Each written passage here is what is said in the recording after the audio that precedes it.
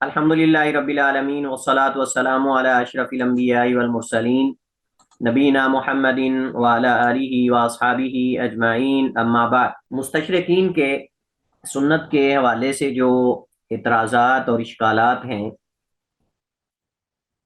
اس میں جو ان کا چوتھا اصول ہے، اس کے جواب میں انشاءاللہ آج ہم کچھ جو ہے وہ چیزیں پڑھیں گے۔ سب سے پہلے تو اس مین اصول میں جو اس کے تحت وہ اعتراضات اور اشکالات وارد کرتے ہیں، ان اشکالات کو ہم جانیں گے، اور اس کے بعد ان کے جوابات ساتھ ساتھ جو ہے وہ ہم انشاءاللہ جاننے کی کوشش کریں گے۔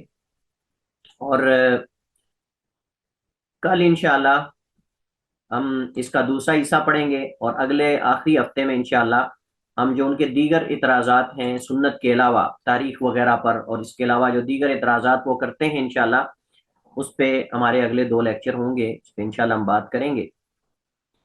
تو آپ کو یاد ہو کہ نہ یاد ہو، یاد ہونا چاہیے کہ ہم نے جو شروع میں ان کے 6 اصول ذکر کیے تھے، کہ جن اصول کے ارد گرد ان کے سارے شبہات جو ہیں وہ گھومتے ہیں، وہ 6 اصول تھے۔ ان میں سے ہم نے 3 اصول اور ان کے جوابات جو ہیں وہ ہم نے پڑھے ہیں، اور آج ہمارے پاس چوتھا اصول ہے جس کا ہم آغاز کریں گے۔ چوتھا اصول وہ یہ ہے کہ سنت کی تدوین میں تاخیر ہوئی ہے، لہٰذا اس سے پتہ چلتا ہے کہ سنت ضائع ہو چکی ہے اور سنت حجت نہیں۔ اگر یہ سنت جو ہے وہ حجت ہوتی تو اس کی تدوین میں تاخیر نہ ہوتی، جیسے قرآن لکھوایا جاتا تھا ایسے سنت بھی لکھوائی جاتی، اور جیسے قرآن محفوظ ہے ایسے سنت بھی محفوظ ہوتی۔ یہ ایک اعتراض ہے، آپ سمجھ لیں کہ نیند میں یہ اعتراض کیا گیا ہے۔ میں اس وجہ سے یہ کہوں گا نیند میں یہ اعتراض کیا گیا ہے۔ یہ ہوش و حواس میں بندہ جو ہے وہ اس طرح کا اعتراض نہیں کر سکتا، جو حقائق سے آگاہ ہو اور وہ ان چیزوں کو جانتا ہو سنت کے حوالے سے، میرے خیال میں وہ یہ اعتراض نہیں کر سکتا۔ لیکن بہرحال یہ ایک اعتراض ہے جو کیا جاتا ہے۔ اب یہ نیند میں کیا گیا ہے یا بیداری میں کیا گیا ہے، کرنے والا ہوش میں تھا یا نشے میں تھا، یہ ایک الگ بات ہے، لیکن ہم اس کا انشاءاللہ جو ہے وہ جواب دیں گے۔ تو اس حوالے سے اس اصول کے تحت جو پہلا اعتراض وہ اٹھاتے ہیں یا پہلا اعتراض کرتے ہیں وہ یہ ہے کہ اگر سنت حجت ہوتی تو اللہ تعالیٰ اس کی حفاظت کا بھی اسی طرح وعدہ کرتا جیسے قرآن کی حفاظت کا اللہ نے وعدہ کیا ہے، جیسے قرآن کی حفاظت کا اللہ تعالیٰ نے وعدہ کیا ہے۔ یہ ایک اعتراض ہے، تو اس کا کیا جواب دیں گے؟ ہاں جی، پہلے تو آپ سے علماء کرام سے پوچھ لینا۔ جی علماء کرام۔ ہم نے یہ کہیں گے کہ سنت بھی محفوظ ہے اور راویوں کے حالات زندگی تک محفوظ ہے۔ اب اگر وہ نہیں مانتے تو نہ مانیں، ہم ان کو ثبوت دیں گے کہ بھئی ہمارے حدیثوں کو پرکھنے کے، جانچنے، پڑتال کرنے کے طریقے اتنے سخت ہیں، اور حدیثیں اس طرح سے سیو کی ہوئی ہیں، ہم نے محفوظ کی ہیں، تو یہ ہم سب محفوظ ہیں۔ اور کوئی؟ ٹھیک ہے، ٹھیک ہے، اور کوئی ٹرائی کرے؟ باقی لوگ لگتا ہے 2 کام کر رہے ہیں، ایک کام نہیں کر رہے، یہ ٹائم ہے۔ سوچنے کا بھی تو ٹائم ہے نا۔ ہاں عزا کچھ کہنا چاہ رہی ہیں؟ السلام علیکم۔ نہیں وعلیکم۔ استاد، میں کلاس جوائن کی ہے اس لیے مائک آن ہوا تھا۔ اچھا اچھا، میں نے کہا پتہ نہیں آپ جواب دینا چاہ رہی ہیں۔ چلیے خیر۔ اچھا تو یہ پہلے آپ یہ دیکھیں گے یہ کوئی اعتراض ہے ویسے؟ یعنی یہ کہیں کہ اگر سنت حجت ہوتی تو اللہ تعالیٰ اس کی حفاظت کا بھی اسی طرح وعدہ کرتا جیسے قرآن کی حفاظت کا وعدہ کیا ہے، تو تمہیں کس نے کہا کہ اللہ تعالیٰ نے وعدہ نہیں کیا؟ پہلی بات تو یہ، اس کی کیا دلیل ہے کہ قرآن کریم کی حدیث کی حفاظت کا اللہ نے وعدہ نہیں کیا؟ اور اگر قرآن کریم کی جس آیت میں قرآن کی حفاظت کا وعدہ کیا گیا ہے، اگر اس میں قرآن کا حدیث کا ذکر نہ بھی ہو تو کیا خیال ہے سنت کی حفاظت کی نفی آتی اس سے لازم؟ یعنی اگر یہ کہا جائے کہ جو قرآن کریم کی آیت اللہ تعالیٰ فرماتا ہے کہ بے شک ہم نے ذکر کو اتارا ہے، اِنَّا نَحْنُ نَزَّلْنَا الذِّکْرَ وَإِنَّا لَهُ لَحَافِظُونَ، اگر اس میں کہا جائے کہ جی اس میں تو صرف قرآن کی حفاظت کا ذکر ہے، تو کیا اس میں یہ ذکر ہے کہ ہم سنت کی حفاظت نہیں کریں گے؟ ہاں جی، نہیں، بالکل بھی ذکر نہیں۔ اب تو یہ دلیل پھر بن سکتی ہے، دلیل ایسی قرآن سے لے کے آئیں کہ جس دلیل میں یہ کہا گیا ہو کہ ہم سنت کی حفاظت نہیں کریں گے، سنت کی حفاظت کی نفی کی گئی ہو، ایسی دلیل لائی جائے کہ جس میں سنت کی حفاظت کی نفی کی گئی ہو، یہ قرآن سے نہیں لا سکتے وہ. یہی دلیل بار بار پیش کرتے ہیں، کہتے ہیں جی قرآن کریم میں یہ جو آیت ہے کہ ہم نے ذکر اتارا اور ہم اس کی حفاظت کرنے والے ہیں. ہم اس پہ بھی انشاءاللہ بات کرتے ہیں، لیکن ہم جس کو کہتے ہیں نا اسٹیپ بائی اسٹیپ چلیں گے. تو پہلے تو ہم وہ کہتے ہیں نا سام کی گچی کو پکڑیں، اس کے سر کو پکڑیں، اس کو پیچھے سے نہ ماریں. ہم کہتے ہیں کہ پہلی بات تو یہ ہے کہ تمہیں کس نے بتایا ہے، الہام کیا ہے آ کے، کہ جو قرآن کریم میں اللہ تعالیٰ نے فرمایا کہ ہم نے ذکر کو اتارا ہے اور ہم اس کی وَإِنَّا لَهُ لَحَافِظُونَ اس کی حفاظت کرنے والے ہیں، اس میں سنت کی حفاظت کی نفی ہے. اس سے پہلے تو یہ ہم صاحب ثابت کر کے دکھائیں نا، تو پھر ہم آپ کے ساتھ چلتے ہیں آگے جہاں جہاں آپ لے کے چلو گے. تو یہ پہلی بات تو یہاں ہی تمہاری دلیل جو ہے وہ جیسے کہتے ہیں نا ڈڑام گر گئی ہے. تمہاری دلیل یعنی جو تم استدلال کر رہے ہو، ہم قرآن کی آیت کی بات نہیں کر رہے، ہم ان کے استدلال کی بات کر رہے ہیں کہ تمہارا استدلال تو یہاں ہی باطل ہو گیا کہ اس آیت میں تو سنت کی حفاظت کی نفی ہے ہی نہیں. تو ایسی کوئی دلیل لے کے آؤ کہ جس میں سنت کی حفاظت کی نفی ہو، ایسی دلیل لے کے آؤ. تو یہ اس میں کوئی ایسی بات نہیں ہے، دعویٰ بلا دلیل ہے.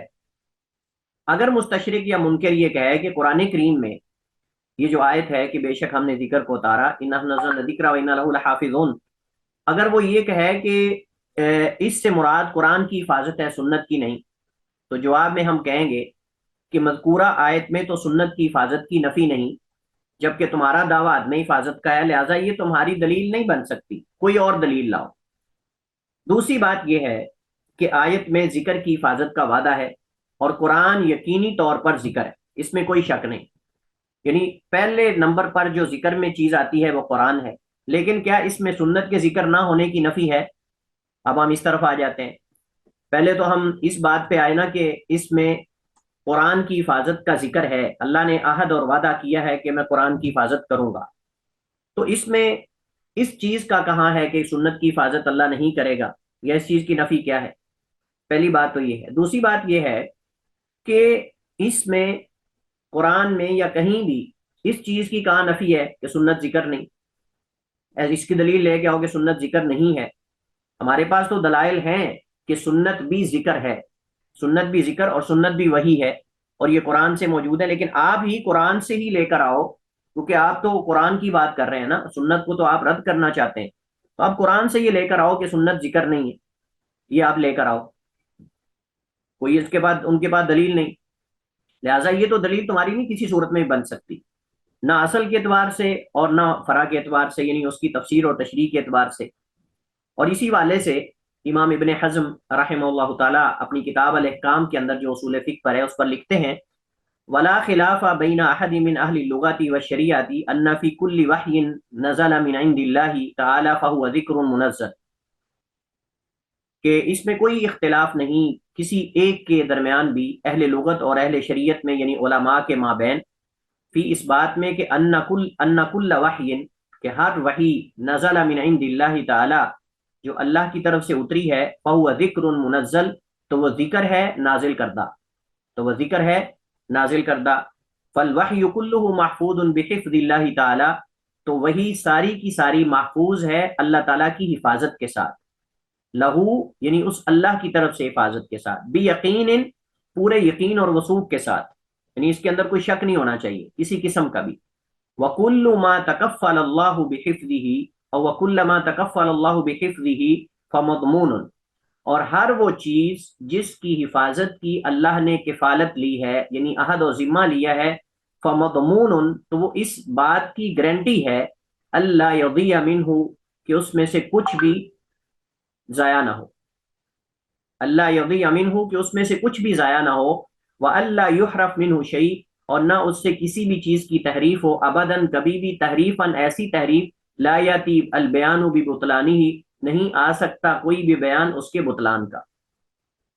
تو خلاصہ اس پوری عبارت کا ابن حزم رحمہ اللہ تعالیٰ کی وہ یہ ہے کہ اس میں کسی کا اختلاف ہی نہیں ہے، کوئی اہل لغت ہوں یا اہل شریعت ہوں، کہ وہی جو ہے وہ ساری کی ساری اللہ کی طرف سے نازل کرتا ہے، اور وہ ذکر بھی ہے جو اللہ نے اتارا ہے، اور وہی ساری کی ساری محفوظ ہے، لہذا قرآن اور سنت دونوں اس کے اندر محفوظ ہیں.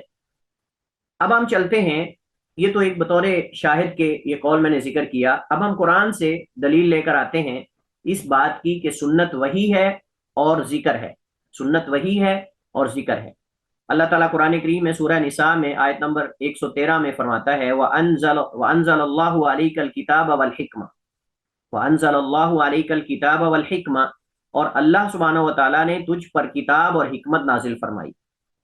اس سے کیا پتہ چلا؟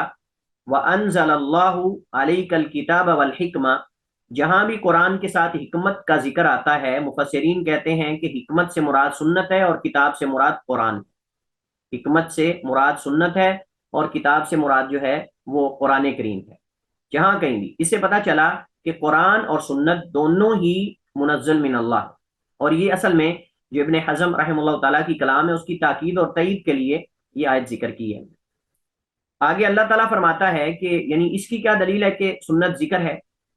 سورہ احزاب آیت نمبر 34 ہے وَذْكُرْنَ مَا يُتْلَى فِي بُيُوتِكُنْ، اور وَذْكُرْنَ اور ذکر کرو ما اس چیز کا یتلا فی بیوتکن جو تمہارے گھروں میں پڑھی جاتی ہے، من آیات اللہ اللہ کی آیات میں سے، والحکمہ اور حکمت یعنی دانائی یعنی سنت مراد ہے۔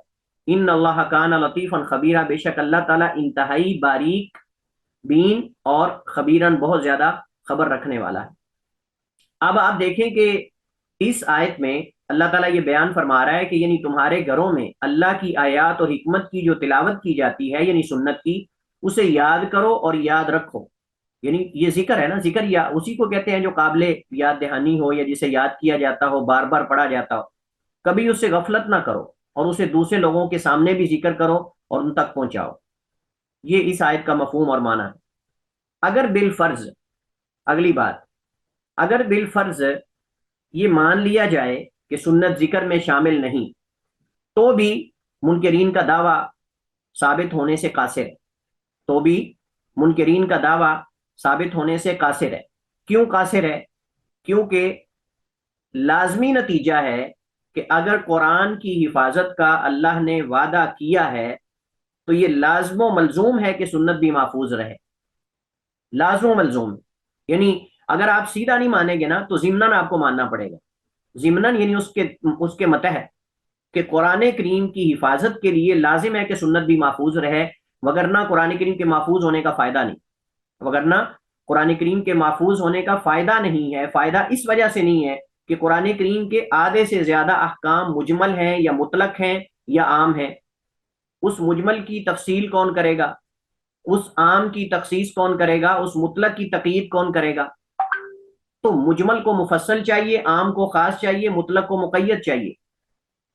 یہ جو اسی طرح متشابہات ہیں، کئی ایسی پیچیدہ قرآن کریم کی آیات جن کے معانی نبی بتائیں گے، واضح کریں گے، کئی ایسے احکامات ہیں جن کو سمجھنے کے لیے نبی علیہ الصلوۃ والسلام کی تشریحات کی ضرورت ہے۔ تو ایسی کتاب اگر باقی رہے بھی اور اس کو سمجھنے کے لیے تعلیمات نہ ہوں یا اس کی تفصیلات نہ ہوں تو اس قرآن کے محفوظ ہونے کا فائدہ ہوگا، جس وجہ سے اللہ تعالیٰ نے محفوظ کرنے کا عہد اور وعدہ کیا ہے۔ یقیناً اس سے جو ہے وہ فائدہ اور وہ مقصود حاصل نہیں ہو سکتا سنت کی حفاظت کے بغیر۔ یہ ہم ایک آپ سمجھ لیں کہ الزامی بات کر رہے ہیں، وگرنہ ہمیں اس بات کرنے کی ضرورت نہیں ہے۔ یہ ہم ایک الزامی بات کر رہے ہیں کہ اگر بالفرض آپ قرآن کو، سنت کو اگر آپ جو ہے وہ ذکر نہیں مانتے، اور وہ جو اللہ تعالیٰ نے اِنَّا نَزَّلْنَا الذِّکْرَ وَإِنَّا لَهُ لَحَافِظُونَ والی آیت کے اندر ذکر کیا، اس میں آپ سنت کو نہیں مانتے، تو یہ ضمناً لازمی نتیجہ ہے کہ سنت بھی محفوظ رہے۔ اور قرآن اللہ نے اتارا ہے، واجب العمل ہے۔ واجب العمل جو ہے وہ اس وقت ہوگا کہ جب اس کو سمجھا جائے، کیونکہ سمجھنے کے بغیر اللہ تعالیٰ کسی کو پابند نہیں کرتا کہ جس کو سمجھ نہیں آ رہی احکامات کی وہ بھی گناہ گار ہے اگر وہ عمل نہیں کرتا۔ تو قرآن کریم اور حکم، شریعت کے اشارے کے حکم کو سمجھنے سے تکلیف ثابت ہوتی ہے۔ آپ کو یاد ہوگا ہم نے اصول فقہ کے اندر پڑھا تھا کہ جو اہلیت ہوتی ہے نا، اہلیت ادا کب ثابت ہوتی ہے؟ اہلیت ادا تب ثابت ہوتی ہے جب حکم پہنچے شارع کا، اللہ تعالیٰ کا، اور اس حکم کو سمجھا بھی جائے، وہ سمجھ بھی آتا۔ اور اسی لیے اللہ سبحانہ و تعالیٰ نے فرمایا وَمَا كُنَّا مُعَذِّبِينَ حَتَّى نَبْعَثَ رَسُولًا، اور ہم اس وقت تک عذاب دینے والے نہیں حتیٰ کہ ہم رسول بھیج دیں۔ اور رسول کا کیا کام ہے؟ اگر رسول کا کوئی کام ہی نہیں تو پھر اللہ تعالیٰ کیوں فرما رہا ہے وَمَا كُنَّا مُعَذِّبِينَ حَتَّى نَبْعَثَ رَسُولًا، کہ ہم اس وقت تک عذاب دینے والے نہیں کہ یہاں تک کہ ہم رسول بھیج دیں۔ اگر رسول کا کام تشریح کرنا یا اس کی وضاحت کرنا نہیں ہے اور اس کی کوئی اہمیت ہی نہیں ہے، اس کی سنت کی، جیسے غامدی صاحب کہتے ہیں کہ سنت کی ویلیو وہی جو تاریخ کی ویلیو ہے، یعنی تاریخ کی طرح ایک ہسٹری ہے بس، تو اس طرح اگر ہم یہ بات مان لیتے ہیں تو پھر وما کننا معذبین حتی نبعث رسولا کا پھر کیا مقصد ہے؟ کہ صرف قرآن لے کے آئے وہ بس اور وہ دے دے، تو یہ تو مقصد نہیں ہے، بلکہ قرآن کریم ہی اس بات کی وضاحت کرتا ہے وَأَنزَلْنَا إِلَيْكَ الذِّكْرَ لِتُبَيِّنَ لِلنَّاسِ مَا نُزِّلَ إِلَيْهِمْ وَلَعَلَّهُمْ يَتَفَكَّرُونَ، اور ہم نے تمہاری طرف ذکر اتارا ہے لِتُبَيِّنَ لِلنَّاسِ، تاکہ آپ لوگوں کے لیے اسے بیان کریں۔ تبیین کیا ہوتا ہے؟ تبیین یہی تو ہے جس کی میں نے پیچھے وضاحت کی کہ مجمل ہیں تو ان کو تفصیل سے بیان کیا جائے، مطلق ہیں تو ان کی قید بیان کی جائے، عام ہیں تو ان کی تخصیص کی جائے، تاکہ پتہ چلے کس پر یہ حکم لاگو ہوتا ہے کس پر نہیں ہوتا، کیونکہ اس میں استثنائی صورتیں ہوتی ہیں، اصحاب الاعذار ہوتے ہیں، کئی ایسے احکامات ہیں جو قابل وضاحت اور قابل تفصیل ہے۔ قرآن کریم کے اندر کئی مختصر احکامات ہیں، ان کی تفصیل آپ کو نہیں ملتی، کئی ایسے احکامات جن کا اشارہ قرآن کرتا ہے ان کی طرف، لیکن ان کی تفصیل سنت میں ملتی ہے، لیکن ان کی تفصیل جو ہے سنت میں ملتی ہے۔ تو یہ تبیین جو ہے یہ تقاضا کرتی ہے کہ سنت محفوظ ہو، اسی طرح محفوظ ہو جیسے قرآن محفوظ ہے، اسی طرح محفوظ ہو جیسے قرآن محفوظ ہے۔ اچھا، اتنی اعتراضات سے آگے وہ اعتراض نکالتے نکالتے نکالتے نکالتے ایک اور اعتراض نکالتے، اور وہ کیا ہے؟ وہ کہتے ہیں جی تم کہتے ہو کہ ہمارے دعوے کی کوئی دلیل نہیں اور ہمارے پاس کوئی دلیل نہیں ہے، تو کہتے ہیں ہمارے دعوے کی دلیل ہمیں مل گئی ہے۔ اچھا جی، بڑی بڑی ہمیں بھی بتا دو، بڑی خوشی کی بات ہے جی۔ خوشی کی بات اس وجہ سے ہے کہ کم از کم آپ کا دعویٰ مضبوط ہو رہا ہے، خوشی کی بات اس وجہ سے ہے کہ کم از کم آپ کا دعویٰ جو ہے وہ مضبوط ہو رہا ہے، تو آپ ہمیں بھی بتا دیں کہ وہ کون سی دلیل آپ کو مل گئی ہے جی، جلدی جلدی بتائیں۔ تو کہتے ہیں جی دلیل یہ ملی ہے کہ ہمیں کسی مستشرق نے یا کسی نے بتایا ہے، یہ اگر منکر سنت مسلمان اگر ہوتا ہم اس کی بات کر رہے ہیں، کہ جی ہمیں کسی نے بتایا ہے کہ احادیث کے اندر صحیح بھی ہوتی ہیں اور ضعیف بھی ہوتی ہیں، احادیث کے اندر صحیح بھی ہوتی ہیں اور ضعیف بھی ہوتی ہیں، یہ اس بات کی دلیل ہے کہ سنت محفوظ نہیں، یہ اس بات کی دلیل ہے کہ سنت قرآن کی طرح محفوظ نہیں، کیونکہ قرآن تو سارے کا سارا ہی صحیح ہے، لیکن سنت کے اندر کچھ صحیح ہیں اور کچھ ضعیف ہیں، اس بات کی دلیل ہے کہ سنت محفوظ نہیں۔ ہاں جی، تو کیا خیال ہے، بڑی زبردست دلیل نہیں ہے؟ ہاں، ہے تو واقعی زبردست استاد محترم۔ ہاں جی، اور بھی باقی بھی لوگ تائید کریں نا کہ بڑی زبردست دلیل ہے۔ استاد محترم، یہ ان کی دلیل، ان کے اوپر بھی ہم یہ الٹائیں گے کہ خود آپ لوگ مان گئے ہو کہ صحیح بھی ہے، ضعیف والی بات تو ہم بعد میں کرتے ہیں، جو صحیح ہے وہ آپ اپنے منہ سے کہہ رہے ہو کہ بھئی یہ صحیح ہے، اٹ مینس کہ یہ محفوظ ہے۔ ہاں تو بالکل ٹھیک ہے رائٹ، تو ہم کہیں گے کہ یہ دلیل تمہاری نہیں ہے، یہ تمہارے اوپر ہے، یہ تو تمہارے خلاف ہے دلیل، کاش کہ تم اس کو بیان نہ کرتے، اور یہ تو تمہارے اوپر حجت ثابت ہوگی، تمام حجت کے لیے اتنا ہی کافی کہ تم مانتے ہو کہ سنت میں صحیح بھی اور ضعیف بھی ہے۔ اچھا، اب ان سے ہم پوچھیں کہ جی یہ صحیح اور ضعیف کیسے پتا چلا آپ کو، صحیح اور ضعیف کیسے پتا چلا آپ کو؟ پہلے تو آپ یہ بتائیں، پہلی بات تو یہ ہے کہ تمہارا خود یہ اعتراف کرنا کہ سنت میں سے صحیح بھی ہے اور ضعیف بھی ہے، اس کا مطلب یہ ہے کہ صحیح اور ضعیف میں تمیز کر لینا اور فرق ہو جانا، یہی اس بات کی دلیل ہے کہ سنت محفوظ ہے۔ میں آپ سے پوچھتا ہوں، تورات اور انجیل آسمانی کتابیں ہیں نا؟ اپنے مائک ذرا ان میوٹ رکھیں تاکہ میرے ساتھ ساتھ آپ شریک رہیں۔ جی جی بالکل ہیں۔ جی جی، آسمانی کتابیں۔ ہاں جی، اچھا چلیں آپ بتائیں، حماد صاحب آپ بتائیں کہ کیا آپ ان آسمانی کتابوں میں جو اس وقت موجود ہیں یہود و نصارہ کے پاس، چلیں ہم بائبل کی بات کر لیتے ہیں، کیا بائبل میں یہ لوگ سارے مل کر، باپ بیٹا جتنے ان کے جد سارے ہیں، پوری پارٹی پوری ٹیم اینڈ کمپنی، اگر یہ سارے مل کر، کیا یہ آپ کو بتا سکتے ہیں کہ اس میں سے یہ صحیح ہے اور یہ ضعیف ہے؟ شیخ میرا خیال نہیں بتا سکتے، کیونکہ اصل جو ہے وہ تو صحیفہ موجود ہی نہیں ہے، وہ تو تحریف شدہ ان کے پاس سند نہیں، کتابیں موجود ہیں۔ دیکھیں نا، چیز کی صحیح اور ضعیف ہونے کا پتہ کیسے چلے گا؟ جب آپ کے پاس ریفرنس ہو، احالہ ہو، حوالہ ہو، کہ جی مجھے فلاں نے بیان کیا، اس نے فلاں سے سنا، اس نے فلاں سے سنا، یہی وکلاء کے ہاں خبر کی تحقیق کے ذرائع ہیں، یہی ریسورسز اور وسائل ہوتے ہیں، اور وہ ان کے پاس ہے نہیں، وہ ان کے پاس ہے نہیں ہے۔ اب یہ کوئی سیمپل تو ہے نہیں کہ لیبارٹری میں لے جائیں اور اس کو لیبارٹری میں لے جا کے چیک کریں، اچھا جی یہ ورقہ کب کا ہے، اور یہ یعنی اس کی یعنی وہ جیسے وہ ہڈیاں لے جا کر اور وہ پرانی ڈیڈ باڈیز لے جا کر جو ہے وہ تحقیق کرنے لگ جاتے ہیں، اچھا جی کتنے سو سال پرانی باڈی ہے یہ، کتنے سال پرانی ہڈیاں ہیں، یہ انسان کب کا ہے. تو یہ ایسا تو کوئی اس میں تو ہیلا ہے نہیں کہ وہ آپ کو لیبارٹری میں لے جا کے چیک کروا دیں کہ جی یہ صحیح ہے کہ یہ ضعیف ہے. اور اللہ تعالیٰ نے اسی وجہ سے چیلنج کیا نا کہ وَلَوْ كَانَ مِنْ عِنْدِ غَيْرِ اللَّهِ لَوَجَدُوا فِيهِ اخْتِلَافًا كَثِيرًا، کہ اگر یہ غیر اللہ کی طرف سے ہوتا، قرآن جیسے دعویٰ کرتے ہیں، تو اس میں تو بہت زیادہ تعارض ہوتا، بہت زیادہ تناقض ہوتا. تو اس وقت جتنے بھی یہود و نصارہ ہیں ہم ان کو چیلنج کرتے ہیں کہ تم چیلنج کر کے یہ کہو کہ تمہاری یہ کتاب صحیح ہے اور اس کی تمہارے پاس کوئی پروف ہے کہ یہ صحیح ہے، کوئی سند ہو، کوئی حوالہ ہو، کسی صدی کا ذکر ہو، کوئی اس کے بارے میں کچھ بھی نہیں. اور سب سے بڑی بات یہ کہ ان میں بعض کو ٹھکراتے ہیں، ان میں سے خود ہی بعض کا رد کرتے ہیں، بعض کہتے ہیں یہ ہے، بعض کہتے ہیں نہیں ہے. یہ اس بات کی سب سے بڑی دلیل ہے. تو ہم کہتے ہیں کہ یہ تمہارا کہنا کہ سنت میں سے صحیح اور ضعیف ہے، اس کا مطلب محدثین نے سنت کو محفوظ کرنے کا اور نبی کریم علیہ الصلوۃ والسلام نے اس کی ترغیب دلائی ہے، اور صحابہ کرام اور تابعین اور ائمہ نے اس کا اہتمام کیا ہے. اہتمام کرنے سے ہی تو صحیح ضعیف ہمارے تک پہنچی ہے نا. اس کا ضعیف بھی واضح ہو جانا، صحیح بھی واضح ہو جانا اس بات کی دلیل ہے. تو باقی رہی تمہاری بات یہ کہ قرآن کی طرح اس میں سب کا سب صحیح نہیں. ہم کہتے ہیں کہ سنت میں بھی اگر محدثین چاہتے تو سب کا سب صحیح آتا. اب میں آپ سے سوال کرتا ہوں کہ انہوں نے صحیح کے ساتھ ضعیف کیوں شامل کیا؟ اور یہ میں آپ کو بتایا تھا، اگر آپ یاد رکھیں تو پھر تو جواب دے لیں گے، اگر آپ بھول گئے تو پھر. تاکہ اگر کسی تک وہ روایت پہنچتی ہے جو صحیح نہیں ہے، اسے کم از کم پتہ تو ہونا کہ یہ ضعیف ہے یا مطلب اطلاع دینا اور راوی کے ضعف کو بیان کرنا مقصود ہوتا ہے. آپ دیکھیں جس راوی کی ضعیف روایتیں درج ہی نہیں ہوں گی، کیسے پتہ چلے گا کہ اس سے کتنی روایتیں ضعیف ہیں اور کتنی روایتوں میں اس نے غلطی کی ہے اور کتنی روایتوں میں اس نے مخالفت کی ہے دیگر ثقات راویوں کی. یہ فن حدیث اب بیچارے نہ جانتے ہوں تو ہم ان کو کیسے الف با تا سا کر کے پڑھائیں؟ بھائی محدثین کا کتب حدیث میں وہ چاہتے تو بخاری کی طرح ساری صحیح حدیثیں درج کر دیتے، چاہتے تو کر سکتے تھے. وہ چاہتے تو مسلم کی طرح کوشش کرتے تو صحیح حدیث ساری جمع کر سکتے تھے. لیکن جن محدثین اور ائمہ نے اپنی کتابوں میں ساتھ ضعیف کو بھی ذکر کیا، ان کے مقاصد تھے.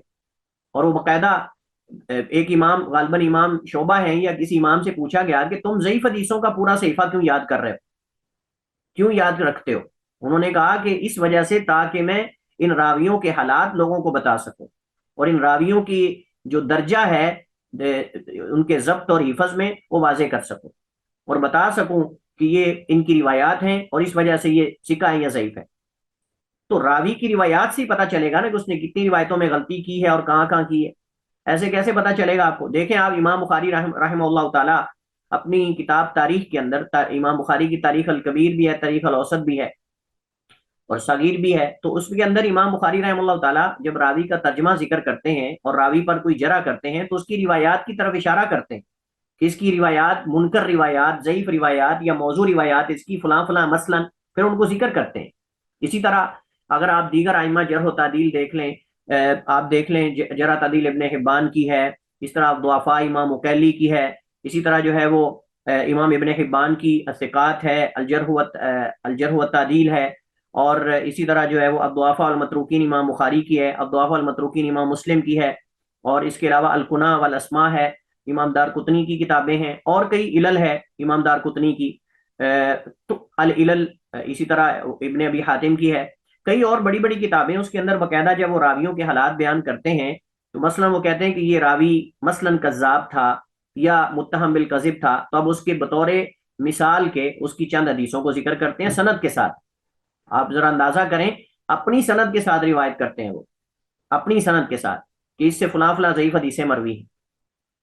اور یہ کیوں کرتے ہیں؟ تاکہ راوی کا درجہ پتہ چلے کہ راوی کا مقام، اس کا رتبہ، اس کا طبقہ کون سا ہے اور ضعف میں یا ثقہ ہونے میں اس کا مقام کیا ہے. تو یہ مقصد ہوتا تھا ان کا. تو اب قرآن کے اندر تو قرآن آپ دیکھیں، قرآن کے اندر بھی کئی حدیث کے اندر شاذ روایات جو ہیں، قرات شاذہ باقاعدہ ایک موضوع ہے. علماء نے الگ مستقل اس پر کتابیں لکھی ہیں اور وہ قرات شاذہ منقول بھی ہیں، سند کے ساتھ منقول ہے. تو قرآن کے اندر بھی الگ، یعنی سنت کی روشنی میں روایات کی صورت میں اس کی قرات شاذہ جو ہیں وہ صحابہ کرام سے نقل کی گئی ہیں. بعض چیزیں نقل کی گئی ہیں جو منسوخ ہو چکی تھیں یا وہ شاذ تھیں یا جو بھی ہے، وہ الگ قرات شاذہ کے عنوان سے باقاعدہ روایات اور وہ قرات نقل کی جاتی ہیں. تو باقی قرآن کریم جو ہے وہ اللہ کے نبی علیہ الصلوۃ والسلام نے خود لکھوا دیا. اور سنت کو آگے ہم بات کرتے ہیں کہ سنت کو کیوں آپ نے بعض حالات میں لکھنے سے منع کیا تھا اور پھر آپ نے اجازت دے دی تھی, اور یہ تفصیلات جس کی وجہ سے یہ اصل میں مصیبت میں پڑے ہیں اور یہ اس جال میں پھنسے ہیں مستشرقین اور یہ منکرین سنت, وہ انشاءاللہ وہ روایت آگے آ رہی ہے, اس پہ ہم بات کریں گے کہ ان کو اصل میں یہ مسئلہ کہاں سے بنا ہے. یہ انشاءاللہ اس پہ ہم بات کریں گے اور اس کا جواب ہم آگے اگلے جو آ رہی ہے تفصیل انشاءاللہ اس میں ہم کرتے ہیں اس پہ. تو لہٰذا یہ دعویٰ کرنا کہ سنت میں صحیح بھی ہے اور ضعیف بھی ہے, لہٰذا یہ اس بات کی دلیل ہے کہ قرآن کریم کی طرح یہ محفوظ نہیں. ہم کہتے ہیں محفوظ ہونے کی یہی تو دلیل ہے, اور یہ تمہارے خلاف حجت ہے نہ کہ تمہارے لیے حجت ہے, کیونکہ اس میں فرق ہو جانا صحیح اور ضعیف کا یہی اس بات کی دلیل ہے کہ سنت محفوظ ہے. ٹھیک ہے. دوسرا شبہ یہ ہے جو سنت کے جو ہے وہ منکرین وہ مستشرقین میں سے ہوں یا دیگر جو ہوں ان میں سے, دوسرا شبہ یہ ہے کہ کہتے ہیں سنت کے ضیاء اور عدم حجیت جو ہے وہ اس کی دلیل وہ سب سے پہلے یہ ہے کہ رسول کریم علیہ الصلوۃ والسلام نے قرآن کے علاوہ کچھ بھی لکھنے سے منع کیا. یہ سب سے بڑی دلیل ہے کہ سنت ضائع ہو گئی ہے اور سنت حجت نہیں. دلیل کیا ہے جی؟ دلیل یہ ہے کہ نبی کریم علیہ الصلوۃ والسلام کی حدیث میں آیا ہے. اب ذرا میں ان کے تناقض کو انشاءاللہ اگلے لیکچر میں واضح کریں گے مزید, کہ حدیث میں آیا ہے کہ سنت جو ہے وہ اس کو نہ لکھو, قرآن کے علاوہ کچھ نہ لکھو, اور ان کے بقول حدیثیں ساری محدثین نے بعد میں گھڑی ہیں. حدیثیں ساری محدثین نے بعد میں گھڑی ہیں. اچھا جی, جس چیز پر آپ خود یقین نہیں رکھتے اس چیز کو آپ حجت کیسے بنا رہے ہیں؟ اس چیز کو آپ حجت کیسے بنا رہے ہیں؟ یعنی سنت میں آیا ہے کہ سنت حجت نہیں, اور سنت حجت نہیں ہے. کیوں حجت نہیں ہے؟ کیونکہ محفوظ نہیں. اچھا, اگر محفوظ نہیں ہے تو تم اس غیر محفوظ سے کیسے دلیل لے کر ہمارے خلاف استعمال کر رہے ہو؟ تمہارے نزدیک تو ہم کل انشاءاللہ اس پہ پڑھیں گے کہ جو وہ کہتے ہیں کہ یہ محدثین نے اپنی طرف سے متون اور اپنی طرف سے سندیں لگا لی, متون گھڑ کے اپنی طرف سے الفاظ اور ان کے اوپر سندیں فٹ کر دی بس, اور اس کو چلا دیا, روایتیں بنا کر اللہ کے نبی کی طرف منسوب کر دیا, اور یہ کام چل پڑا پھر آگے, کیونکہ یہ کام تو پہلی صدی ہجری میں ہوا ہی نہیں, یہ تو بعد میں جا کے ہوا ہے. اچھا جی, تو اس میں یہ بھی پھر حدیث آتی ہے نا کہ جس میں اللہ کے نبی علیہ الصلوۃ والسلام نے منع کیا کہ تم قرآن کے علاوہ کچھ نہ لکھو, جس نے کچھ لکھا وہ مٹا دو. اس میں یہ بھی پھر آتا ہے. ہو سکتا ہے تمہارے جیسے کسی بندے نے, ہم یہ ہم صرف فرضی بات کر رہے ہیں, مگر نہ حدیث اللہ کے نبی کی ہے, وہ ہم مانتے ہیں اس کو. ہم یہ نہیں کہ ان کی طرح ڈنڈی مارتے ہیں اور چھپا لیتے ہیں, ہم اس کا جواب دیتے ہیں. ہم کہتے ہیں کہ ہو سکتا ہے جیسے تم کہتے ہو کہ محدثین نے یہ سب کچھ گڑھ لیا ہے, تو محدثین کو تو یہ پھر روایت نہیں گڑھنی چاہیے تھی. اس طرح کی روایت تو ان کے خلاف آ رہی ہے, تو یہ تو ان کو گڑھنی نہیں چاہیے تھی. تمہارے جیسے کسی بندے نے اٹھ کے جو ہے وہ یہ روایت گڑھ کے بیچ میں شامل کر دی ہوگی کہ جی نبی علیہ الصلوۃ والسلام نے کہا کہ جس نے قرآن کے علاوہ مجھ سے لکھا ہے وہ مٹا دے, اور مجھ سے قرآن کے علاوہ کچھ نہ لکھو. یہ بھی تو پھر ہو سکتا ہے. کیا یہ احتمال نہیں ہے؟ تو پھر تمہارے لیے حجت کیسے؟ ہم اگر تمہیں کہہ دیں کہ بھائی یہ روایت جو ہے یہ تم نے گڑھی ہے, چلیں ہم یہ کہہ دیں تم نے گڑھی ہے, تو تم مان لو گے؟ انہوں نے کہنا نہیں نہیں. اچھا, یہاں بڑی دلچسپ بات ہے, ان کو قابو کرنے کا طریقہ ذرا دیکھیں. ہم اس طرح کر کے ہم کہیں, اچھا انہوں نے کہنا نہیں نہیں, ہم کہیں گے جی یہ تو تم نے گڑھی ہے. یہ بڑی دلچسپ یہ یہاں سے دلیل ہے. ہم کہیں گے جی تم نے گڑھی ہے, وہ کہیں گے نہیں نہیں, تم کہتے ہو ہم نے کیسے گڑھی, اس کی سند ہے, اور یہ تو فلاں کتاب کے اندر ہے, اور فلاں راوی بھی تمہارے اندر سیکھا ہے, فلاں بھی سیکھا, فلاں بھی سیکھا. ہم کہیں ہاں پکڑے گیا نا, پھر پکڑے گا. پھر اس کا مطلب یہ کہ وہ تمہارے نزدیک معتبر راوی ہے اور وہ سارے سیکھا ہے, اور سند کا سلسلہ بالکل اللہ کے نبی تک پہنچتا ہے. اچھا, اب ہمارا مسئلہ صرف اس بات میں ہے کہ اس حدیث کی توجیہ کیا کریں گے. پھر تمہیں وہ حدیثیں بھی ماننی پڑیں گی جن حدیث میں اللہ کے نبی علیہ السلام نے لکھنے کا حکم دیا ہے اور ترغیب دلائی ہے, سنت کو یاد کرنے کی ترغیب دلائی, اور بعض صحابہ کو آپ نے لکھنے کا بھی کہا کہ ان کو لکھ کے دو, جیسے آگے ہم ذکر کریں گے انشاءاللہ. تو پھر آپ ان کو پھر آپ لوگے, ان روایات کو آپ لوگے پھر. اچھا, اگر لوگے تو پھر جمع کیسے کرو گے؟ اگر لوگے ان حدیث کو بھی جن میں اللہ کے نبی نے ترغیب دلائی, نضر اللہ عمران سمیع مقالتی فافیدہ ووعدہ کما سمیع, کہ اللہ تعالیٰ اس بندے کے چہرے کو تر و تازہ رکھے جس نے مجھ سے کچھ سنا, میری روایت حدیث کو, اور اس کو آگے پہنچایا. بلیغوا انی ولو آیا, بلیغوا انی, مجھ سے پہنچاؤ, ولو آیا، اگرچہ آیا، آیا کا معنی ضروری نہیں کہ قرآن کی آیت ہو، آیت کا معنی کوئی بھی مفید بات، کوئی بھی حکمت کی بات، کوئی بھی دنائی کی بات مجھ سے پہنچاؤ، بلیغوا حکم کا عمر ہے، حکم ہے، امر ہے، جتنا آپ استطاعت رکھتے ہیں اتنی آپ مجھ سے پہنچاؤ۔ اس کا کیا مطلب ہے؟ ولو آیا کی تفسیر پڑھیں آپ جا کے علماء کی، تو علماء اس سے مراد صرف قرآن کی آیت مراد نہیں لیتے، ولو آیا سے مراد جو ہے مفہوم اس کا بڑا وسیع ہے، اگرچہ کوئی بھی مجھ سے دنائی اور حکمت کی بات، اگرچہ کوئی بھی میری بات، اگرچہ یعنی آپ نے کہا اگرچہ میں نے کسی اپنے بات میں کوئی قرآن کی آیت بھی ذکر کی ہے تو اس کو بھی آپ پہنچاؤ، یعنی کوئی بھی چیز جو مجھ سے آپ یعنی سنی ہے وہ آگے پہنچاؤ۔ اسی طرح کئی اور حدیث کے اندر اللہ کے نبی علیہ الصلوۃ والسلام نے جو ہے وہ ترغیب دلائی ہے، ربا حامل فقہ، کہ بسا اوقات جو اٹھانے والا روایت کو ہوتا ہے، بیان کرنے والا اس سے جس کو بیان کر رہا ہوتا ہے وہ زیادہ فقیہ ہوتا ہے، اور تسمعون منی ویسمع من یسمع ویحدث من یسمع منکم، یا اس طرح کی حدیث کے الفاظ ہیں، تم مجھ سے سنتے ہو اور تم سے وہ سنیں گے جن کو تم بیان کرو گے اور وہ آگے بیان کریں گے۔ یہ حدیث اللہ کے نبی کی صحیح حدیث ہے۔ ان ساری روایات کو کس پلڑے میں آپ ڈالو گے جی؟ یہ بھی تو پھر انہی اسانید کے ساتھ ہے جن اسانید کے ساتھ یہ حدیث ہے جس کو تم حدیث کی عدم حجیت پر استعمال کر رہے ہو۔ تو لہٰذا اس کا پھر کیا جواب دو گے؟ اس کا کیا تم کرو گے؟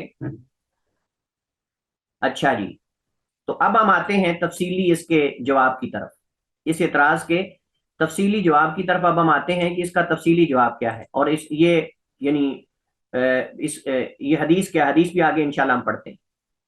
تو اس کا جو رد ہے کئی وجوہات سے ہم کر سکتے ہیں۔ سب سے پہلی بات تو یہ ہے کہ کیا وہی ہم دوبارہ جواب دیں گے اور وہی ہم بات کریں گے دوبارہ، جیسے ہم نے کہا تھا نا کہ اللہ سبحانہ و تعالیٰ نے اگر قرآن میں قرآن کی حفاظت کا عہد اور وعدہ کیا ہے، تو کیا اس سے سنت کی عدم حفاظت لازم آتی ہے؟ کیا اس سے نفی آتی ہے کہ اللہ نے سنت کی حفاظت کا وعدہ نہیں کیا؟ یا کیا اس سے لازم آتا ہے کہ سنت حجت نہیں ہے؟ تو ہم نے کہا کہ نہیں، یہ تو تمہارے خلاف دلیل ہے۔ اچھا، یہی بالکل ہم یہاں بات کریں گے۔ ہم کہیں گے کہ تمہیں کس نے کہا ہے کہ اگر میں کہوں کہ یہ چیز نہ لکھو تو کیا یہ دلیل ہے کہ وہ حجت نہیں؟ کیا اس سے یاد کرنے کی نفی لازم آتی ہے کہ میں یہ کہہ رہا ہوں کہ لکھو نہ اور یاد بھی نہ کرو؟ اور اس دور کے اندر زیادہ اعتماد کس چیز پہ تھا؟ آپ ذرا اس دور اور آپ سمیل حالات کو دیکھیں نا، ان کو کہ وہ کن حالات میں تھے، اور وہ زیادہ چیزیں کیسے محفوظ کرتے تھے، اخبار اور احادیث اور روایات، کیا وہ لکھ کر محفوظ کرتے تھے؟ آپ چاہیں آپ اسلام سے پہلے دیکھ لینا کہ عرب کتنا کو لکھتے تھے۔ عرب کے ہاں رواج کیا تھا؟ ہاں جی، عرب کے ہاں رواج یاد کرنے کا تھا یا لکھنے کا تھا؟ یاد کرنے کا زیادہ تھا، لکھنے کی نسبت زیادہ، بہت زیادہ تھا۔ اگر ہم یہ کہیں کہ 90% جو ہے، 90% یاد کرنے کا تھا زیادہ ان کا ذوق، اور صرف 10% کتابت تھی ان کے یہاں، صرف 10% کتابت تھی اور بہت کم تھی کتابت، اور وہ اپنے حفظ پہ اعتماد کرتے تھے، اور ان کو پتا تھا کہ اگر ہم لکھیں گے تو حافظے کمزور ہو جائیں گے، اور اگر ہم نے لکھنے پر اعتماد کر لیا، جیسے جیسے اعتماد کرتے جائیں گے، بڑھاتے جائیں گے اعتماد اپنا کتابت پہ، حافظہ کمزور ہو جائے گا۔ تو تمہیں کیا یہ غور نہیں کیا تم نے کہ ہو سکتا ہے نبی علیہ الصلوۃ والسلام نے اسی وجہ سے منع کیا کہ کہیں لوگ کتابت پر جو ہے وہ اعتماد کر کے نہ بیٹھ جائیں اور ان کے حافظے کمزور نہ ہو جائیں؟ یہ وجہ ہے، ہم انشاءاللہ ذکر کریں گے آگے، لیکن اور بھی وجوہات۔ تو بھائی سنت کی کتابت سے روکنے سے کیا اس کی عدم حجیت لازم آتی ہے کہ وہ حجت نہیں؟ آپس میں اس کا تلازم کیا ہے، ہمیں یہ سمجھا دو، آپس میں اس کا تعلق کیا ہے؟ کیا لکھے بغیر چیز محفوظ نہیں ہوتی؟ تمہیں کس نے کہا کہ ساری چیزیں صحابہ کرام لکھ کر ہی محفوظ کرتے تھے؟ تمہیں کس نے کہا کہ عرب جو ہے اسلام سے پہلے اور اسلام کے بعد یہ ساری چیزیں لکھ کر ہی محفوظ کرتے تھے؟ یہ تو بعد میں جب یعنی دیگر لوگ اسلام میں داخل ہوئے اور علوم کے ضائع ہونے کا ڈر ہوا تو اس وقت علوم کو مدون کیا گیا، وگرنہ پہلے علوم بھی نہیں تھے۔ یہ علوم بھی وہ آپس میں ایک دوسرے سے مشافہت لیتے تھے اور ایک دوسرے تک نقل کرتے تھے، روایات بھی، سندیں بھی، سب کچھ کرتے تھے، اس کی ان کو ضرورت ہی نہیں تھی کتابت کرنے کی۔ تو لہٰذا کتابت سے روکنا، یہ کوئی سنت کی حجیت پہ اس پہ کوئی اثر نہیں پڑتا، کیونکہ کتابت سے روکنے سے کوئی حفظ سے روکنا تو لازم نہیں آتا کہ آپ نے یاد کرنے سے بھی منع کر دیا. اگر بالفرض ہم یہ مان لیں کہ یہ صرف اس لیے تھا کہ سنت حجت نہیں، اگر ہم بالفرض ان کی اس بات کو مان لیں تو کیا حجیت صرف کتابت کی اجازت سے ہی ثابت ہو سکتی ہے؟ کتابت سے روکنے سے کیا حجیت ساقط ہو جاتی ہے؟ یہ سارے سوالات ان سے ہیں، یہ سارے سوالات ان سے ہیں. دوسری بات یہ ہے کہ جس رسول صلی اللہ علیہ وسلم نے ان سے کتابت سنت کی ممانت کی روایت ہے، اسی سے سنت کو محفوظ کرنے، اس کی تبلیغ کی روایات بکثرت وارد ہیں. جیسے میں نے آپ کی طرف چند ایک آپ کے سامنے ذکر کی. حجت الوداع کے موقع پر اللہ کے نبی علیہ الصلوۃ والسلام نے ایک صحابی تھے جن کا نام تھا ابو شاہ. اس نے کہا اللہ کے رسول مجھے کچھ حدیثیں لکھوا دیں. آپ نے فرمایا اکتبوا لی ابی شاہ، ابو شاہ کو حدیثیں لکھ دو. حدیث صحیح ہے، بخاری میں موجود ہے، مسلم میں موجود ہے، کتب حدیث میں موجود ہے. حجت الوداع کے موقع پر اللہ کے نبی علیہ الصلوۃ والسلام نے کہا اکتبوا لی ابی شاہ، ابو شاہ کے لیے حدیثیں لکھو. بعض صحابہ کرام اللہ کے نبی کے ساتھ لکھتے تھے، اور جب رک گیا لکھنے سے تو آپ نے پوچھا کیوں نہیں لکھتے ہو؟ ان حدیث کو کس کھاتے میں ڈالو گے؟ نبی صلی اللہ علیہ وسلم نظر اللہ امرام سامی مقالتی فافیدہ وواہ، اللہ اس بندے کے چہرے کو تر و تازہ رکھے جس سے میرا کوئی قول، میری کوئی حدیث لکھی، اسے یاد کیا، اچھی طرح یاد کیا اور آگے پہنچایا. یہ ترغیب کیوں ہے؟ اگر نبی کی سنت کی کوئی ویلیو اور مقام نہیں اور وہ محفوظ نہیں ہے تو یہ کیوں ترغیب ہے ساری؟ اس کا کیا مقصد ہے؟ تو ان ساری روایات کو پھر آپ اگر سنت کو محفوظ، آپ اس حدیث کو محفوظ مانتے ہو جس میں روکا گیا ہے، تو پھر ان حدیث کو بھی آپ کو محفوظ ماننا پڑے گا. اور جب ان حدیث کو محفوظ ماننا پڑے گا پھر آپ کو ضرورت پڑے گی ان روایات کو جمع کرنے کی، اور جمع کروانے کے لیے ہمارے پاس آ جائیں، ہم آپ کو کر دیں گے. جمع کروانے کے لیے ہمارے پاس آ جائیں، ہم آپ کو کر دیں گے کہ کیسے ان میں جمع کرنا اگر آپ کو کوئی مسئلہ ہے تو.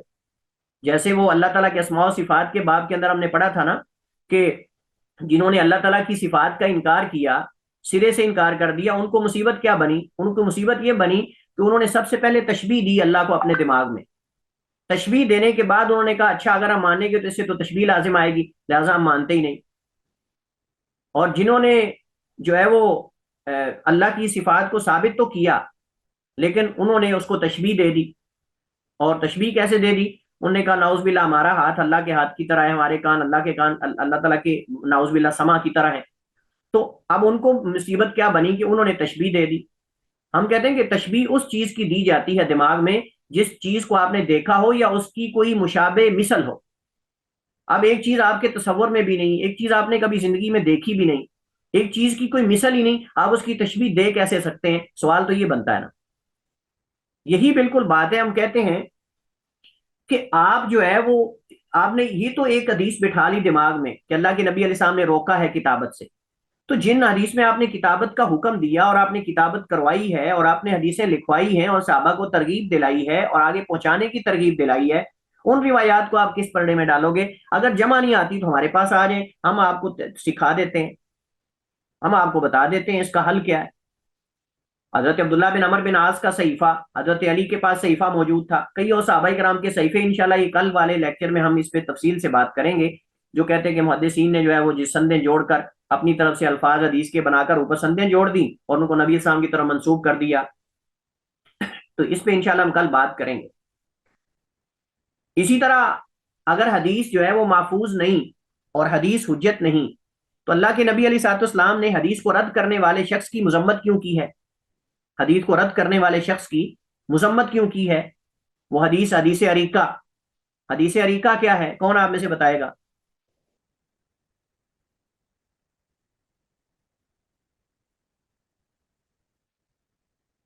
ہاں جی. شاید محترم نہیں پتا. حدیث عریقہ میں نے جان بوجھ کر لکھا ہے، حدیث عریقہ میں نے جان بوجھ کر لکھا ہے تاکہ یہ پوری آپ کو جانا پڑے اس طرف، روایت کی طرف. حدیث عریقہ وہ حدیث ہے حضرت عمران بن حسین رضی اللہ تعالیٰ عنہ کی، جو ہم نے پیچھے پڑھی تھی کہ نبی کریم علیہ الصلوۃ والسلام نے فرمایا کہ میں تم میں سے کسی ایسے شخص کو نہ پاؤں کہ جو اپنے تخت یا اپنی چارپائی پر ٹیک لگائے بیٹھا وہ کہے کہ میرے پاس، یعنی اس کے پاس جب میری کوئی حدیث یا میری سنت آئے تو وہ کہے کہ یکفینا کتاب اللہ، ہمیں اللہ کی کتاب ہی کافی ہے، ہمیں اللہ کی کتاب ہی کافی ہے. یعنی وہ میری سنت کو ٹھکرا دے، رد کر دے، ایسا شخص میں تمہارے اندر نہ دیکھوں کوئی. حضرت عمران بن حسین نے پھر فرمایا کہ اس شخص سے پوچھے کوئی کہ زور کی نماز کتنی رکھتے ہیں، یہ عصر کی کتنی رکھتے ہیں، یہ کہاں سے یہ بتائے گا. وہ حدیث حضرت عمران بن حسین کی حدیث عریقہ، یعنی وہ اپنے تخت پر ٹیک لگائے بیٹھے تکبر کے ساتھ یہ نہ کہہ دے کہ ہمیں اللہ کی کتاب کافی ہے، ہمیں سنت کی ضرورت نہیں. وہ شریر کا لفظ جو ہے عریقہ کا معنی ویسے ہوتا ہے تخت وغیرہ یا اپنا جو اس کا مخصوص مقام ہے. آج کل کے دور میں یہ صوفہ اور یہ چیزیں بھی ہو سکتی ہیں جو ٹی وی چینل پہ اپنے بنا کے بیٹھے ہوئے ہیں نا منکرین سنت، اور یہ بڑے پھب کے بن کے بیٹھ کے جو باتیں کرتے ہیں تو ان پر بھی یہ فٹ ہوتی ہے. عریقہ اس کو بھی کہہ سکتے ہیں. تو وہ مراد ہے حدیث یہاں حدیث عریقہ سے. تو پھر اس کا کیا ہم کریں گے؟ سنت کے رد کرنے والے کی جو اللہ کے نبی نے مذمت کی ہے. سنت محفوظ ہوگی تو آپ نے کہا نا کہ تمہارے پاس اگر میری سنت آئے کسی کے پاس تو وہ آ کے یہ کہے گا کہ عنقریب ایسے لوگ آئیں گے. اس کا مطلب یہ کہ آپ صلی اللہ علیہ وسلم کو یہ پتا تھا کہ ان کی سنت اللہ کے نبی کی محفوظ رہے گی اور وہ حجت ہے. اگر حجت نہ ہو تو آپ یہ کیوں فرما رہے ہیں کہ تم میں سے میں کسی کو ایسا کرتے ہوئے نہ پاؤں؟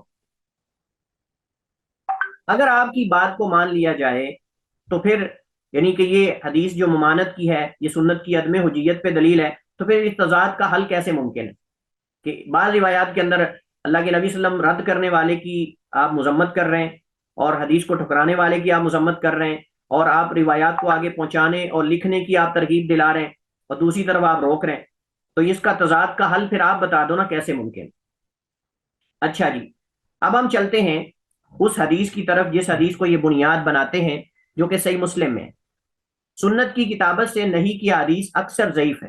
پہلی بات تو یہ ہے، یعنی جن احادیث میں سنت لکھنے سے روکا گیا ہے، احادیث لکھنے سے روکا گیا ہے، احادیث کی کتابت ہم کر لیں تاکہ مسئلہ تھوڑا واضح ہو جائے.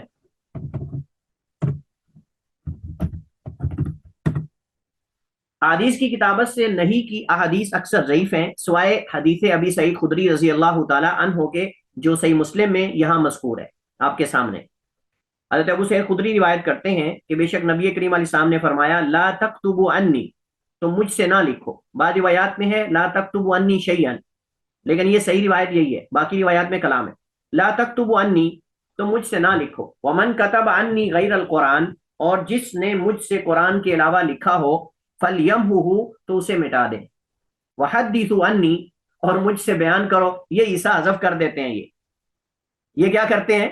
یہ عیسیٰ آگے والا حذف کر دیتے ہیں. جب حدیث یہ پیش کرتے ہیں نا آپ کو یا کسی کو تو یہ آگے والا عیسیٰ اڑا دیتے ہیں. وَحَدِّثُوا عَنِّي وَلَا حَرَجْ، وَحَدِّثُوا عَنِّي وَلَا حَرَجْ، یہ عیسیٰ اڑا دیتے ہیں اور یہ ان کے خلاف حجت ہے، اور یہ ان کے خلاف حجت ہے.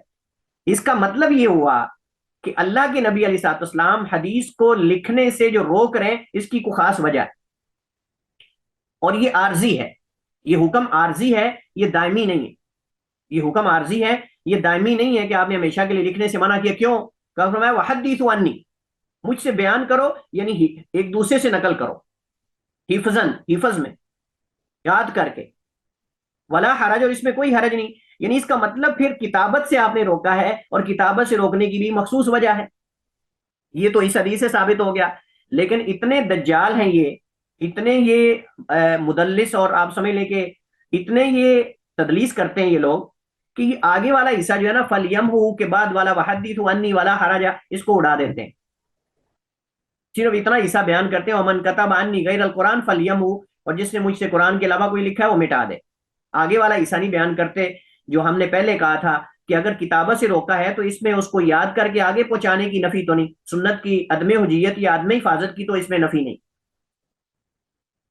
اب یہ روایت ہے جس کو دن رات یہ رٹا لگاتے ہیں، دن رات یہ رٹا لگاتے ہیں اس روایت کو، اور اس روایت کو لے کر یہ حدیث کا انکار کرتے ہیں. حالانکہ اس کے مقابلے میں بہت ساری روایات ہیں جن میں اللہ کے نبی نے سنت کو لکھنے، اور آپ نے صحابی کو کہا ابو شاہ کو، اس طرح وہ جو حضرت ابو بکر صدیق رضی اللہ تعالیٰ عنہ کی جو کتاب الزکوٰۃ کے اندر آپ نے لمبی حدیث پڑھی ہے جس میں اللہ کے نبی صلی اللہ علیہ وسلم نے لکھا تھا، ایک خط لکھا تھا جس کے اندر پورا زکوٰۃ کے مسائل تھے.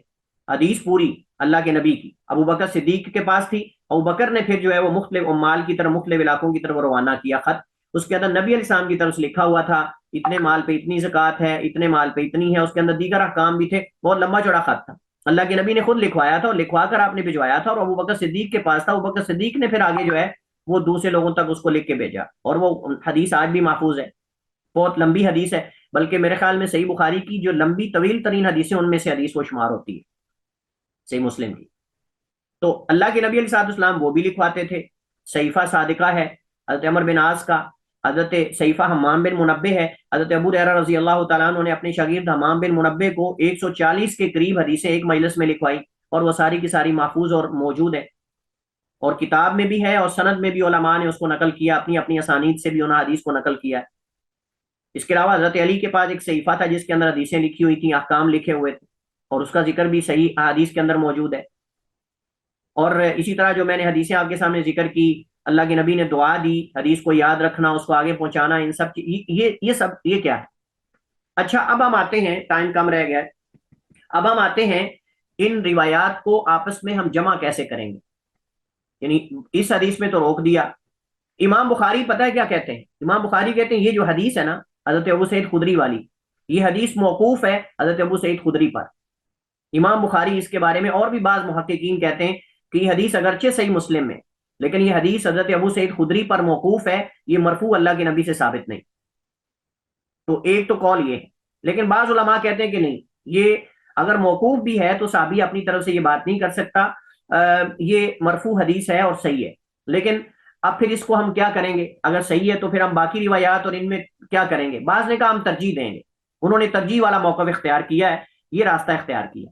اور آپ کو پتہ ہے کہ جب دو طرح کی احادیث کا بظاہر تعارض ہو تو اس تعارض کے اندر بعض تو ترجیح دیتے ہیں اور بعض جو ہے ان کو جمع کی کوشش کرتے ہیں، جمع کرنے کی۔ تو بعض علماء نے کہا کہ ہم ترجیح دیں گے، اور ترجیح کیا ہے؟ ترجیح یہ ہے کہ جو ممانت کی احادیث ہیں وہ صرف ایک ہی حدیث ہے یہ، اور جو جواز کی حدیث ہے جن میں آپ نے حکم دیا اور حدیثیں لکھواتے تھے اور آپ نے ترغیب دلائی، وہ بکثرت ہے، اور کئی احادیث ہیں، متعدد ہیں، اور بخاری مسلم دیگر کتابوں کے اندر وہ بھی ہے۔ لہٰذا ان کثیر احادیث کو، زیادہ کثرت کو ہم ترجیح دیں گے اس ایک حدیث پر۔ بعد نے تو ترجیح والا موقف اختیار کیا، بعد نے کہا کہ نہیں، ہمیں ترجیح دینے کی ضرورت ہی نہیں، ہم جمع کر لیتے ہیں، جمع ممکن ہے، اور جب جمع ممکن ہو تو ترجیح کی طرف جایا نہیں جاتا، بلکہ سب سے پہلے جمع کوشش کی جائے گی، کیونکہ جمع زیادہ اولا ہے بنسبت ترجیح کے۔ جمع میں آپ دونوں روایت پہ عمل کر رہے ہوتے ہیں، اور ترجیح کے اندر آپ ایک کا عمل چھوڑ رہے ہوتے ہیں، دوسرے پہ عمل کر رہے ہوتے ہیں۔ لہٰذا تعارض کے وقت یہ قاعدہ اور ضابطہ ہے کہ سب سے پہلے جمع کی کوشش کی جائے گی۔ وہ کہتے ہیں کہ ہم جمع کریں گے۔ جمع کیا ہے؟ وہ کہتے ہیں کہ ممانت شروع میں تھی، آغاز میں تھی، جب قرآن کریم کا نزول مکمل ہو گیا اور قرآن کی آخری آیت جو ہے وہ الیوم اکملت لکم دینکم واتممت نعمتی وغیرہ جو بھی آیات آخری تھی وہ نازل ہو گئی، تو اس کے بعد اللہ کے نبی علیہ الصلوۃ والسلام نے اجازت دے دی۔ اور ایک تو یہ جواب ہے کہ یہ ممانت آغاز میں تھی تاکہ قرآن حدیث سے خلط ملط نہ ہو جائے، کہ لوگ ایک ہی جگہ دونوں نہ لکھنے لگ جائیں، اور فرق کرنا قرآن و حدیث کے اندر ضروری ہے، اس اعتبار سے کہ وہ مطلوع ہے اور وہ غیر مطلوع ہے، اس اعتبار سے کیونکہ قرآن لفظاً اور معنن دونوں اللہ کی طرف سے وحی ہے، اور جو سنت ہے یہ معنن اللہ کی طرف سے ہے، لفظاً اللہ کی طرف سے نہیں ہے۔ تو اس اعتبار سے فرق تو ہوگا دونوں میں، وہ مطلوع ہے اور وہ غیر مطلوع ہے۔ ایک اعتبار سے سنت بھی مطلوع ہے، ایک اعتبار سے سنت غیر مطلوع ہے۔ اس اعتبار سنت مطلوع ہے کہ وہی ہے اور اس کو بھی پڑھا جاتا ہے، پڑھایا جاتا ہے اسے، لیکن چونکہ باقاعدہ اس کا اجر و ثواب بیان نہیں ہوا کہ اتنے ایک حرف پر آپ کو نیکیاں ملیں گی جیسے قرآن کا ہے، تو اس مناسبت سے اس کو تاکہ خلط ملط نہ کر دیں لوگ، تو اس وجہ سے آپ نے روکا۔ تو اس کے مطلب یہ ہے کہ یہ شروع میں تھا، پھر یہ حکم منسوخ ہو گیا اور آپ نے اجازت دے دی، جیسے فتح مکہ کے موقع پر، حجۃ الوداع کے موقع پر آپ نے ابو شاہ کو حدیثیں لکھنے کا فرمایا، صحابہ کو اس کو لکھ دو حدیثیں، وہ حدیث بالکل دلیل ہے اس کی کہ منسوخ ہو گیا حکم۔ بعض نے کہا کہ ممانت کی وجہ یہ تھی کہ لوگ کتابت پر بھروسہ نہ کر لیں اور حفظ چھوڑ نہ دیں۔ آج بھی یہ جو شنقیط ہے نا، جہاں سے شیخ محمد الامین شنقیطی رحمہ اللہ تعالیٰ، یہ مغربی ممالک میں سے ایک ملک ہے شنقیط۔ اب شنقیطی جو طلاب ہیں ہمارے پاس وہاں پڑھتے تھے ہمارے ساتھ مدینہ میں، وہ کہتے ہیں کہ ہمارے اساتذہ وہاں یعنی اسکول کی کلاسوں میں اور مدارس میں، وہاں شنقیط میں کیا ہوتا ہے، وہ ایک تختی پہ لکھواتا ہے استاد، آج بھی تختی پہ کلاس میں لکھواتا ہے، اور وہ ہمیں ٹائم دیا جاتا ہے کہ آپ نے گھنٹے 2 گھنٹے کے اندر یہ لکھی چیزیں ساری یاد کرنی ہے، پھر آپ نے مٹا دینا، اور آپ کو پتا ہے کہ جب مٹا دیا تو دوبارہ کہیں سے نہیں ملے گا۔